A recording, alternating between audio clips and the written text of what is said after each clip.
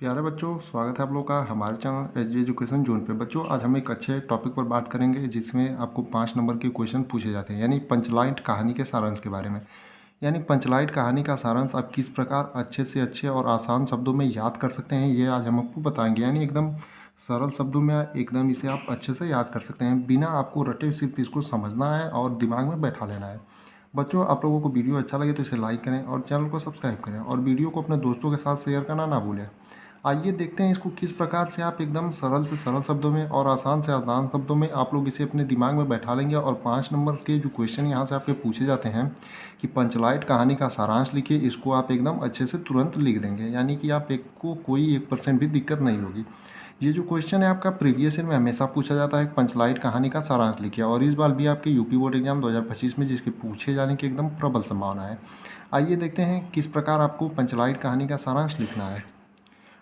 पंचलाइट रेणु जी की आंचलिक कहानी है। कहानी में बिहार के पिछड़े गांव के परिवेश का सुंदर चित्र प्रस्तुत किया गया है। यानी कि पंचलाइट जो है वो फणीश्वर नाथ रेणु जी की एक आंचलिक कहानी है।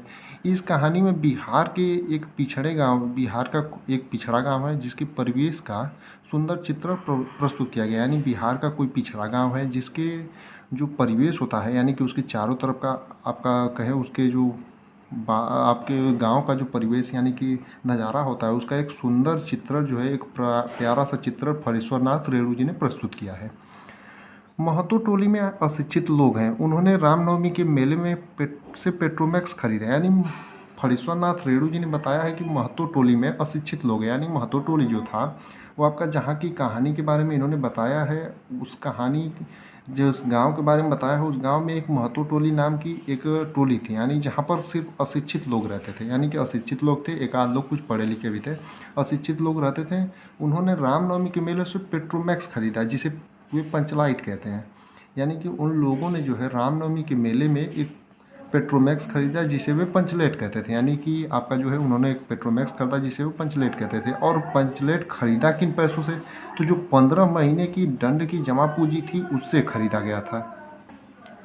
पंचलाइट को ये सीधे साधे लोग सम्मान की चीज़ समझते थे। यानी कि पंचलाइट जो थी उसे ये सीधे साधे लोग थे, यानी कि बहुत ही सीधे साधे एकदम सरल लोग थे। तो ये लोग पंचलाइट को जो है बहुत बड़ी सम्मान की चीज़ समझते थे।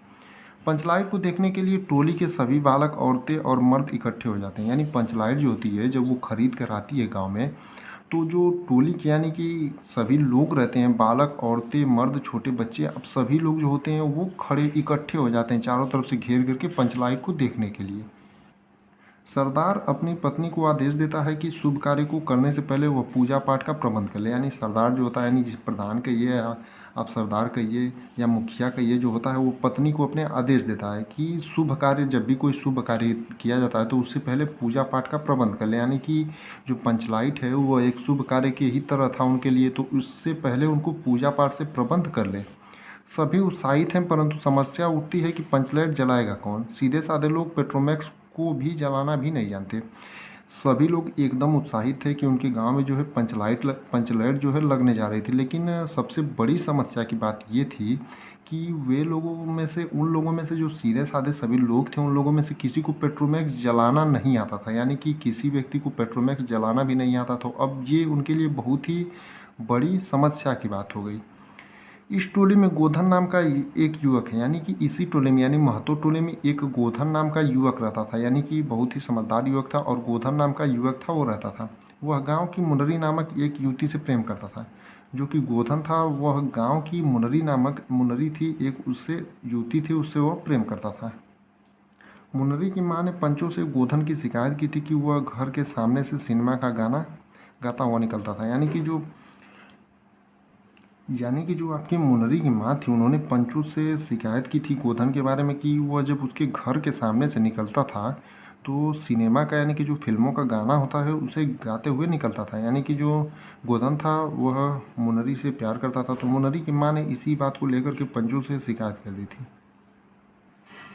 कर दी थी कि जो गोधन है वो उसके घर के सामने से जब निकलता है तो सिनेमा का गाना गाता हुआ निकलता है। मुनरी को पता है कि गोधन पंचलाइट जला सकता है। यानी मुनरी जो थी उसको ये पता था कि जो गोधन है वो पंचलाइट को आराम से जला सकता है। वह चतुराई से यह बात पंचों तक पहुंचा देती है। यानी कि जो मुनरी थी वह चतुराई से यह बात जो है पंचों तक पहुंचा देती है। यानी बहुत ही चतुराई पूर्वक वह क्या करती है कि पंचों तक यह बात पहुंचा देती है कि गोधन जो है उसको पंचलाइट जलाना आता है।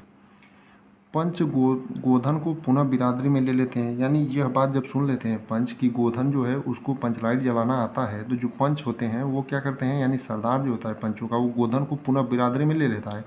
क्योंकि पंचों ने जो है गोधन को बिरादरी से निकाल दिया था। क्यों? क्योंकि मुनरी की जो माँ है उसने गोधन की शिकायत कर दी थी कि वह जब गोधन है उसके घर के सामने से सिनेमा का गाना गाते हुए निकलता है। तो पंचों ने इसी बात से गुस्सा होकर और नाराज़ होकर जो है गोधन को बिरादरी से निकाल दिया था। लेकिन बाद में जब वो जानते हैं कि गोधन को पंचलाइट जलाना आता है, तो वो क्या करते हैं, गोधन को पुनः बिरादरी में ले लेते हैं।